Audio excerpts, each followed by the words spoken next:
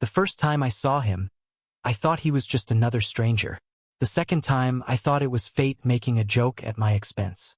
By the sixth time, I realized fate wasn't joking, it was practically shoving us into each other's arms. It started in Boston, at Logan International, a gray Tuesday afternoon drenched in rain. I was boarding a flight to Chicago for work, clutching my carry-on like it held the last piece of my sanity. I spotted him in the boarding line, tall, broad-shouldered, wearing a leather jacket that looked like it had survived bar fights and road trips. His hair was the kind of dark, chaotic mess that said either, "I just got out of bed," or "I just walked out of a GQ shoot." He had hazel eyes that scanned the terminal like he was memorizing every detail. I didn't know it then, but those eyes were going to follow me through the next 6 flights of my life. Chicago to Denver, Denver to Seattle, Seattle to LA, LA to Miami, Miami to New York, New York back to Boston. Every single time he was there, always a few seats away, always with that same worn leather jacket and a quiet air like he was both hiding from the world and searching for something in it. At first, I ignored it. People travel a lot. Coincidences happen. But then there were the looks.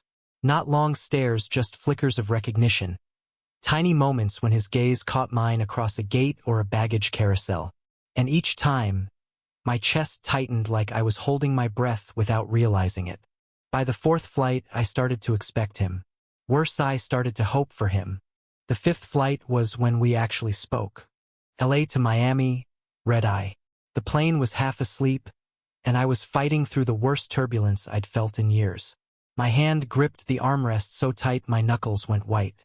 A voice beside me said, "You okay there, rookie flyer?" I turned and there he was, smirking, holding a coffee cup like the turbulence was just a mild inconvenience. "I'm fine," I lied, my voice cracking like a teenager's. He laughed, a deep, easy sound that made my stomach flip. "I've seen you on every one of my flights for the past, 2 weeks? You a secret agent or something?" I almost choked. "Me? No. I think you're following me." He tilted his head, eyes narrowing in mock suspicion. "Maybe I am." We talked until the cabin lights dimmed. His name was Alex, freelance photographer, lived out of a suitcase. He'd been to more places in the last 6 months than I'd been in my entire life. He asked what I did, and I told him about my marketing job, how it paid the bills but felt like it was slowly turning me into beige wallpaper. The 6th flight was the one that broke me. New York to Boston.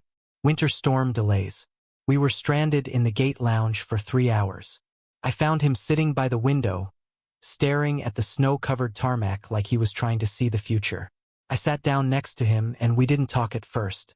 Just shared the silence, the kind of silence that felt like it was saying more than words could.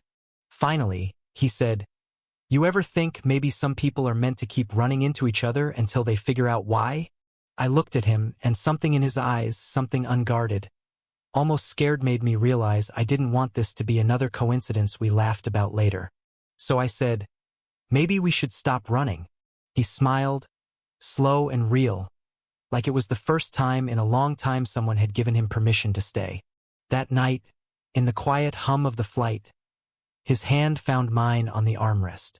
No words, no explanations, just warmth, steady and certain, as if the universe had been arranging our seating charts all along. When we landed in Boston, I didn't watch him walk away like before. This time we walked out together. And for the first time I knew this wasn't just chance. It was us. Thank you for listening. Don't forget to like and subscribe to stay updated with the latest videos.